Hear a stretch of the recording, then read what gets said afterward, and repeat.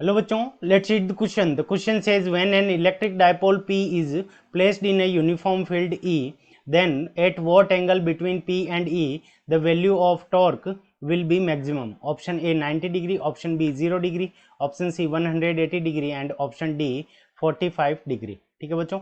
सो हमें क्या दे रखा है कि यहाँ पे एक इलेक्ट्रिक फील्ड है E जो क्या है पॉजिटिव एक्स डायरेक्शन के अंदर है, और हमने यहाँ पे क्या कर दिया, एक डायपोल रख दिया. सो डायपोल के अंदर क्या होते हैं, दो चार्जेस होते हैं, तो एक माइनस क्यू चार्ज हो गया और एक प्लस क्यू चार्ज हो गया. तो ये दोनों इक्वल चार्जेस हैं और मैग्नीट्यूड दोनों का इक्वल है, बट दोनों के साइंस क्या है, इक्वल है. अब दोनों के बीच की डिस्टेंस हमारे क्या हो गई, डी हो गई.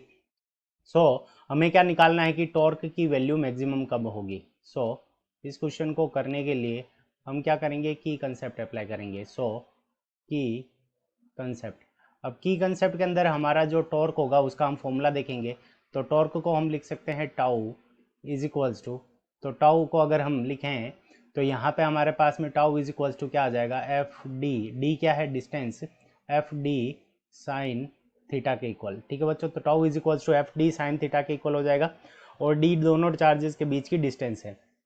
तो सबसे पहले यहाँ पे ये इलेक्ट्रिक चार्ज रख रखा है इलेक्ट्रिक फील्ड के अंदर, तो यहाँ पे इसके चार्ज के ऊपर क्या लगेगा, ये पॉजिटिव चार्ज है तो डायरेक्शन इलेक्ट्रिक फील्ड की डायरेक्शन के अंदर फोर्स लगेगा, और यहाँ पे माइनस क्यू चार्ज के ऊपर जो फोर्स लगेगा F is equals to minus q ई.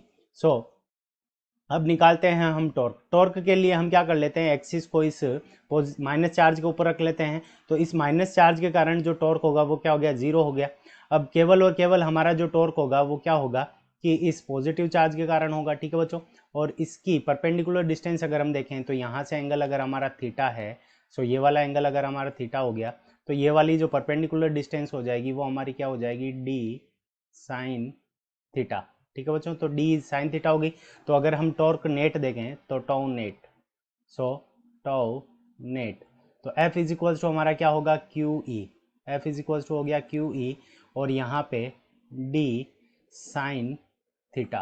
ठीक है बच्चों, क्यू डी साइन थीटा.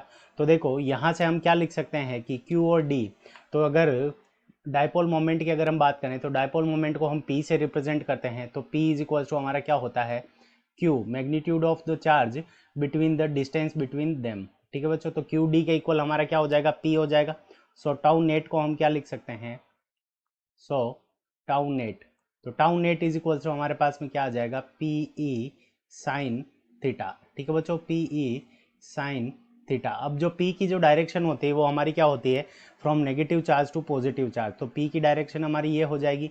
तो पी और ई के बीच का एंगल भी ये भी क्या होगा, थीटा होगा. ठीक है बच्चों, क्योंकि ये एंगल थीटा है तो ये दोनों लाइन्स, ये वाली लाइन और ये वाली लाइन पैरेलल है, तो ये वाला एंगल क्या हो गया, थीटा हो गया. तो पी की डायरेक्शन हमारी ये होगी.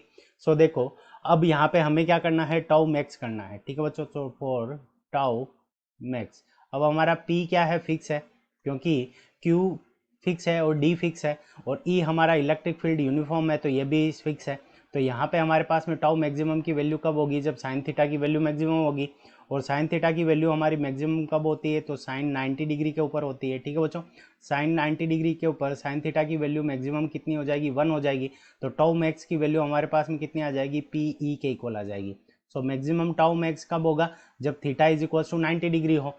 So option A 90 degree is the correct answer of this question. I hope you understood it well. Best of luck. Thank you.